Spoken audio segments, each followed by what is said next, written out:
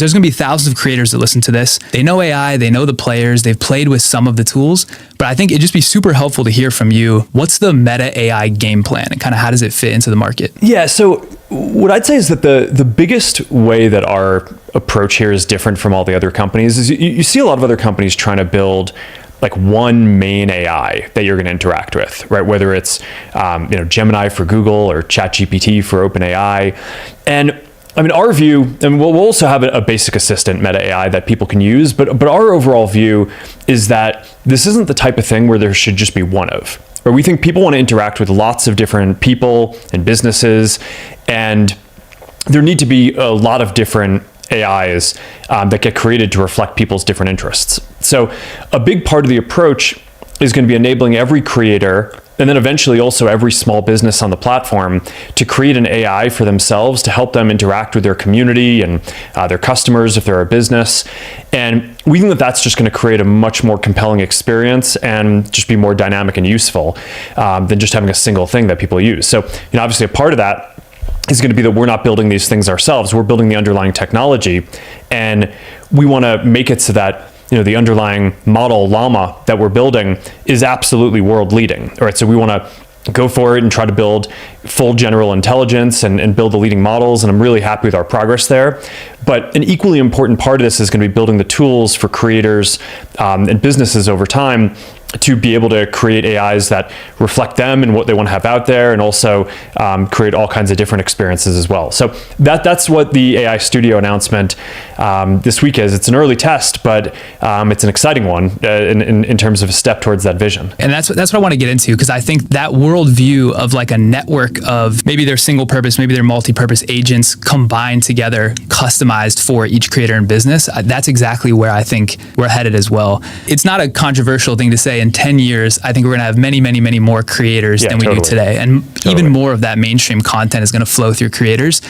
Meta has already been a principal layer of like laying those rails today. But when you think about what the future of creator experience looks like, what is that future like from a tactical use case perspective? What are some things that seem interesting to you? Yeah, so first, I totally agree with what you're saying. I mean, if you look at the kind of broader arc of human history, more people are just getting the chance to pursue their own creativity and their own interests, and not having to do as many jobs that they might find mundane or just doing to work, but basically are getting to do things that they really enjoy. And I think a lot of the arc of technology is enabling that, both by increasing productivity for the other tasks and just giving people all kinds of new tools. So this is definitely going to be part of what happens here. Is basically we want to build more tools that just enable more people, including people who don't consider themselves creators today, because I think everyone is creative in some way, and everyone.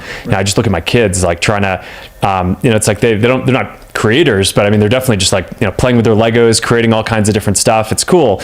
It's the old Picasso quote: "All children are artists. The challenge is how to remain one when you grow up." And I think part of what we want to do is build the tools that allow everyone to do that. So, what are the trends that I'm seeing?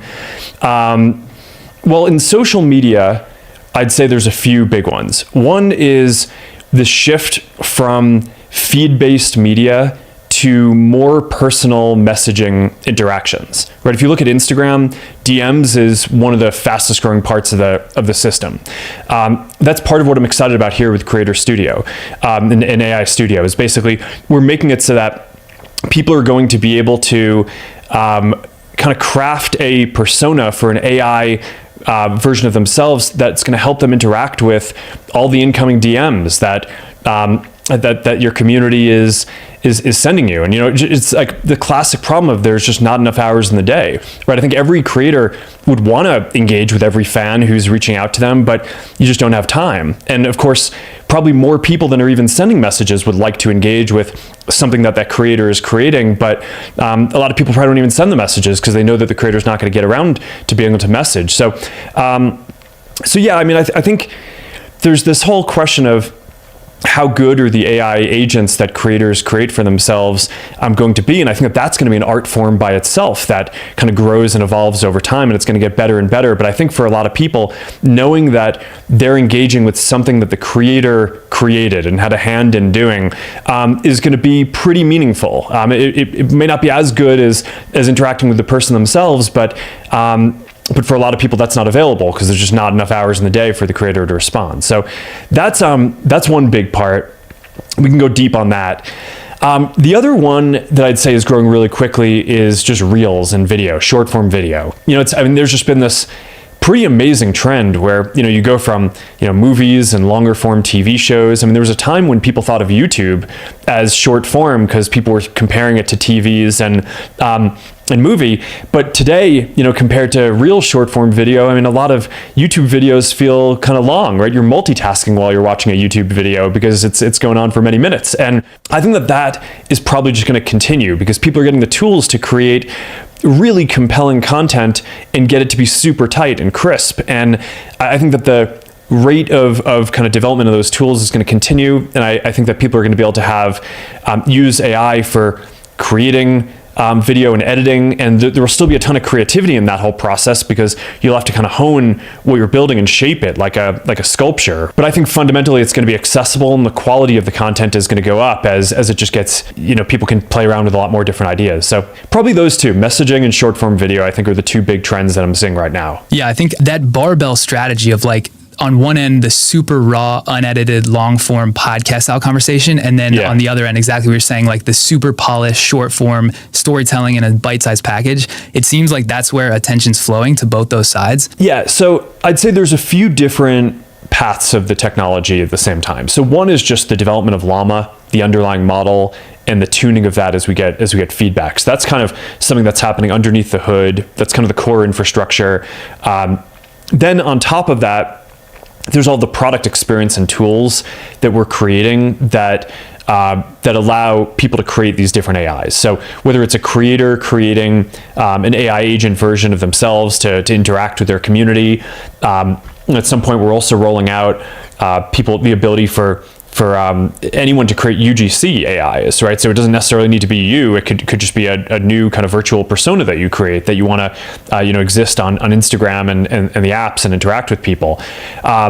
And then you probably won't get into this as much today, but on the business side, there are as many small businesses, if not more, as there are creators today. I think that's a huge opportunity. It should be super simple for any business to just press a few buttons, get an agent version of themselves that can help do customer support and e-commerce support.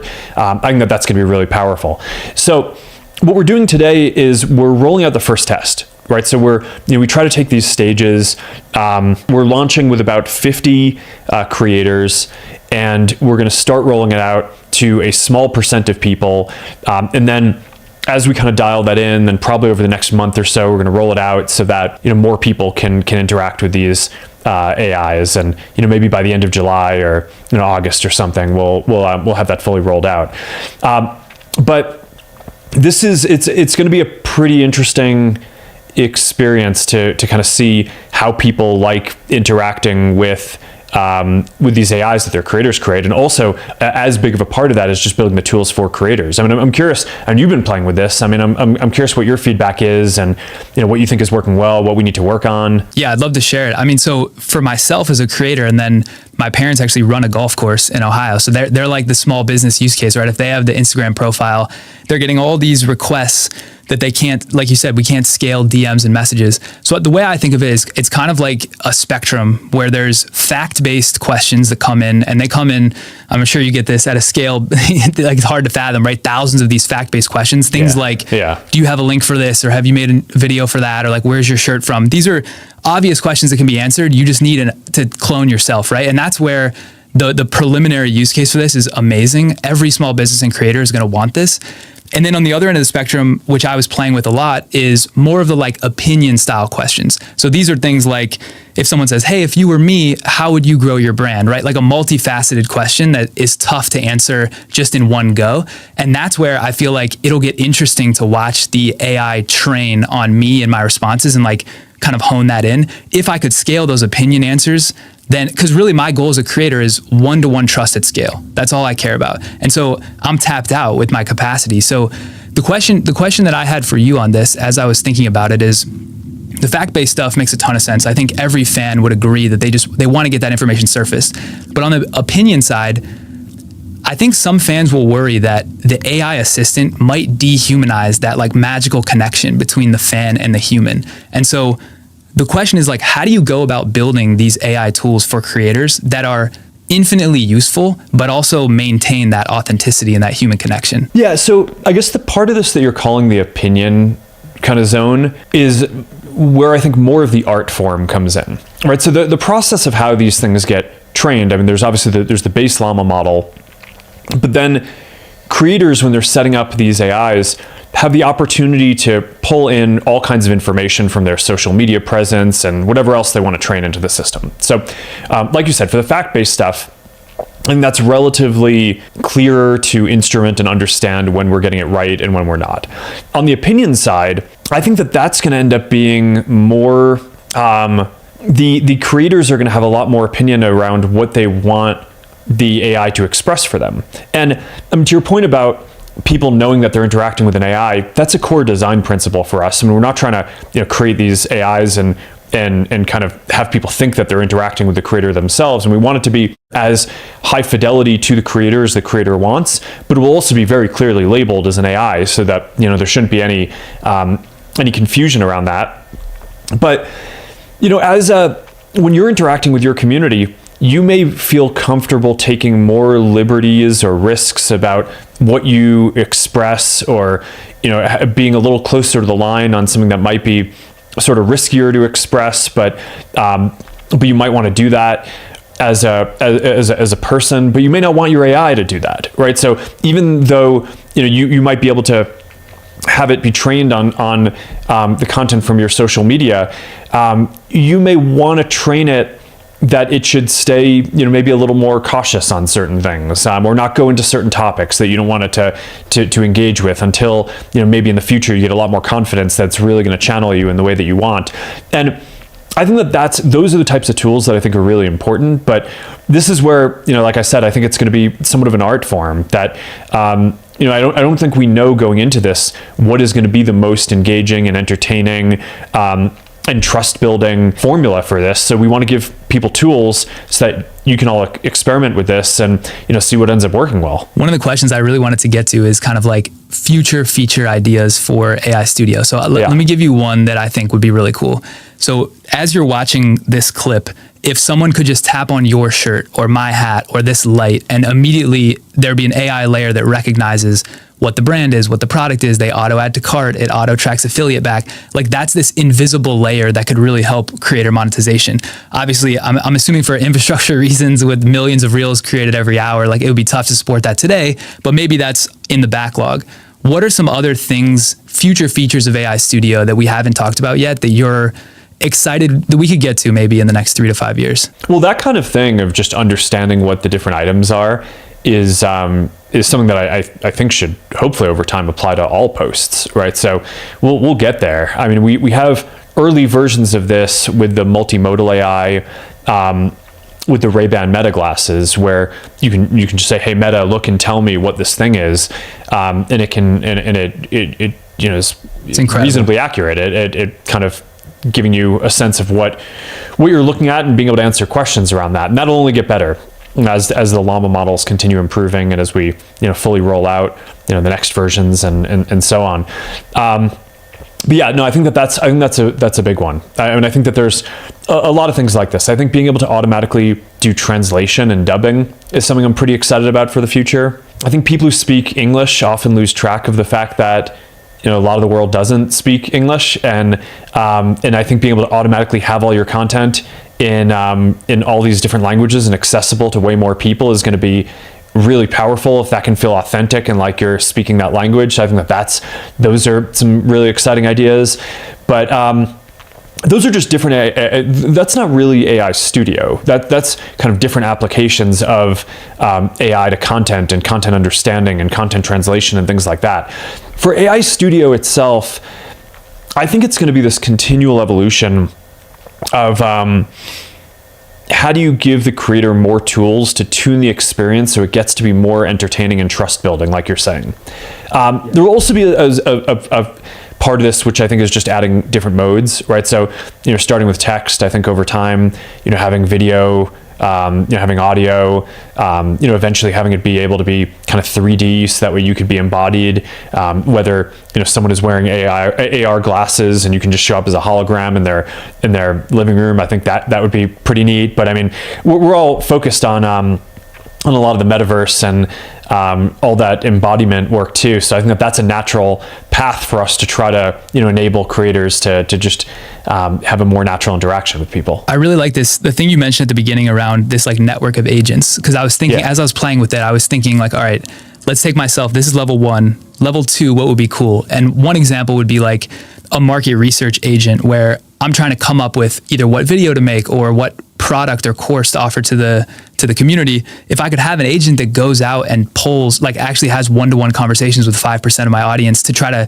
mine for pain points, and it does that automatically. I mean, that's amazing, right? So you take like those little use cases and stack them up, all of a sudden there's like this suite of, agents or AIs or bots or whatever that it becomes really valuable for the creator. Yeah, no, that's a good point. I mean, in the business context, it's a little clearer to think about, businesses want customer support, but then kind of the next level up from that is being able to aggregate the analytics around, okay, well, what are all the things that people need support around and how do I just improve them? And I think there is a creator version of that too, which is like, all right, how does my community like engaging with my stuff? What's the different feedback on this? How do I want to factor that into my creative process or my business model? So I think that makes a lot of sense. I could talk about the future, all these future use cases forever. I think one of the, like you and I share, we're tech optimists, and I think almost all of this tech, if not all of it, ends up being a net benefit for humanity in the long term. But I think one of the big questions that I get, I'm sure you get this from friends, from family, I get it in my comments all the time, is basically there's a lot of fear and uncertainty around AI, mostly because creatives and artists are afraid that AI may replace them and take their jobs. And I think about my brother is this fantastic motion graphics designer, but he's super scared. He's worried that is all the schooling and the training and the reps, is that going to end up having been for nothing? And so I think for that group, and there's millions of people out there, what would be really beneficial is just to hear raw thoughts from someone like you on like, what is this AI powered future? What could this look like for that group? And just share kind of some mindset or framing around that for them. I agree with you that in the future, there are going to be way more creative jobs than there are today, right? And I think you could just look at the arc of humanity and the fact that it's like we all, most people used to be farmers, and now we don't have to do that. It's like people can pursue more creative things. So, as technology evolves, the tools that we use will evolve too, and part of just being a talented person on the edge with all this is just staying up to date with the tools. But fundamentally, I think that there are going to be a lot more creative opportunities in the future with more powerful tools that allow people to do that.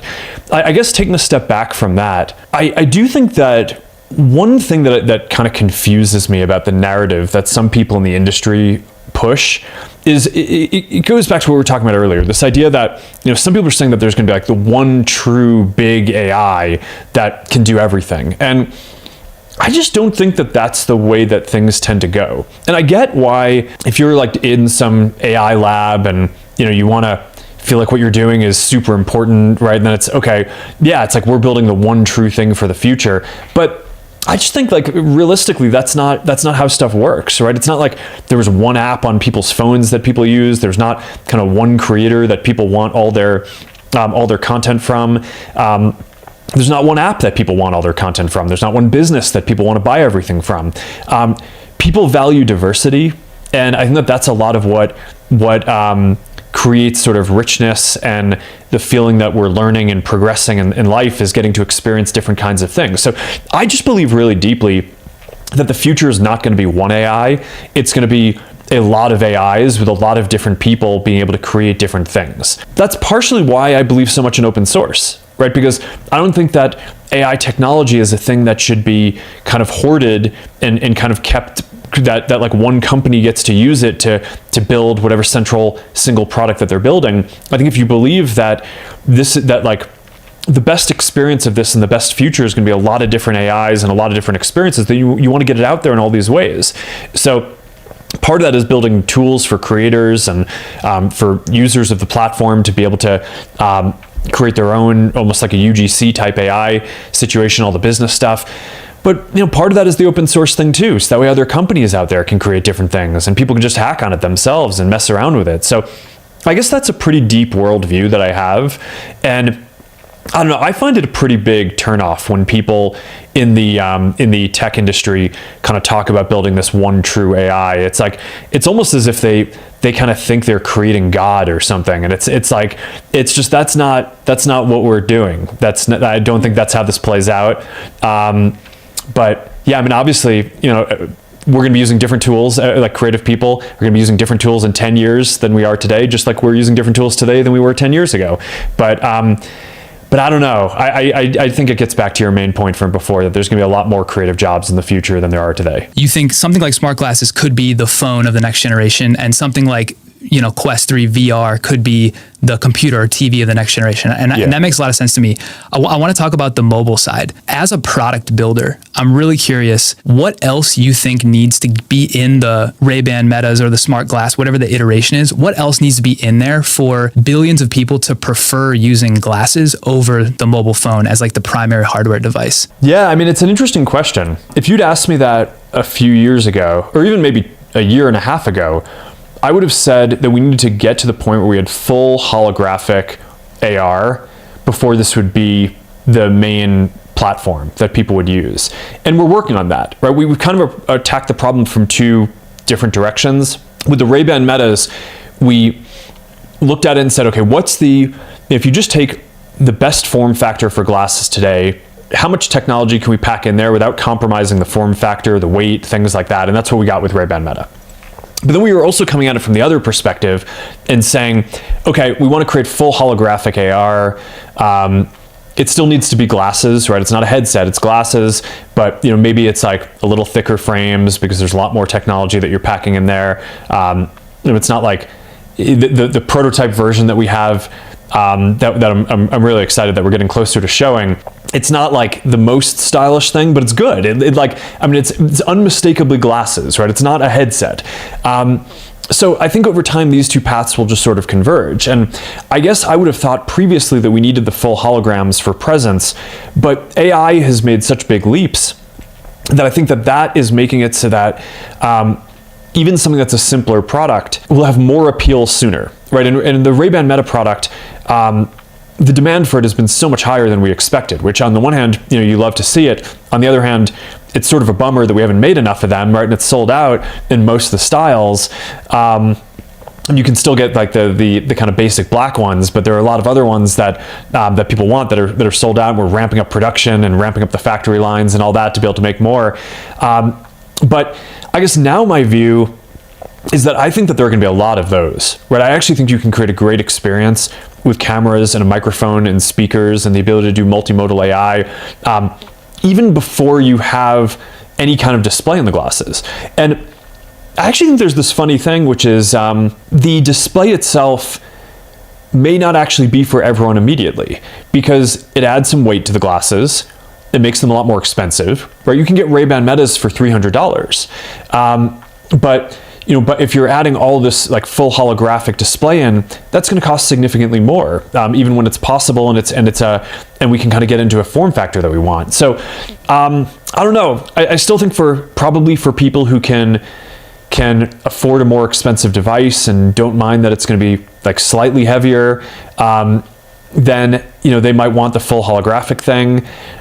In 10 years from now, I think we'll get really small holographic things. So I think that's going to be great. But I think for the near term, I would actually guess that a lot of people will prefer something like the Ray-Ban Metas.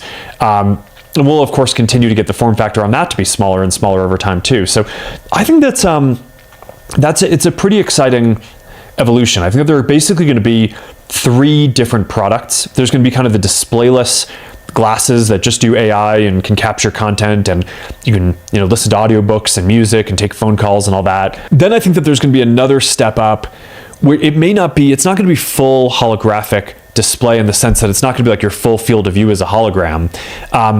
But I think you'll get maybe like a little bit of a heads up display. And I think that that's going to create a bunch of interesting use cases too. You'll be able to get notifications. You'll be able to message with people. You'll be able to message with AI, answer any questions, and not just have it speak to you, but also be able to kind of see, which is higher bandwidth. So that's going to be exciting. A lot of uses for a small screen, even if it's just a kind of a small heads up display.